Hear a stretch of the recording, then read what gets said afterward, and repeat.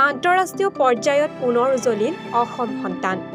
মাংগালুৰুৰ মাংগালে ষ্টেডিয়ামত অনুষ্ঠিত হোৱা সাউথ এছিয়ান মাষ্টাৰ এথলেটিক্স চেম্পিয়নশ্বিপত ভাৰতৰ হৈ প্ৰতিনিধিত্ব কৰি 200 মিটাৰ দৌৰ প্ৰতিযোগিতাত হিটছ দ্বিতীয় স্থান লাভ কৰি আৰু ফাইনেলত চতুৰ্থ স্থান লাভ কৰি হাউলি তথা অসমৰ সুসন্তান জগদা তালুকদাৰে সুনাম কঢ়িয়াই আনিবলৈ সক্ষম হৈছে। উল্লেখ্য যে জগদা তালুকদাৰ হৈছে ক্ৰীড়াৰ এগৰাকী ৰাষ্ট্ৰীয় তথা আন্তঃৰাষ্ট্ৰীয় পৰ্যায়ৰ খেলুৱৈ।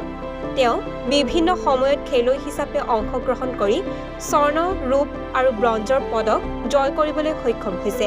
মাংগালুৰুত অনুষ্ঠিত এইবাৰৰ সাউথ এছিয়ান মাষ্টাৰ এথলেটিক্স চেম্পিয়নশ্বিপত অংশগ্ৰহণ কৰিছিল শ্ৰীলংকা, বাংলাদেশ, নেপাল আদিকে ধৰি কেইবাখনো দেশৰ প্ৰতিযোগীয়ে।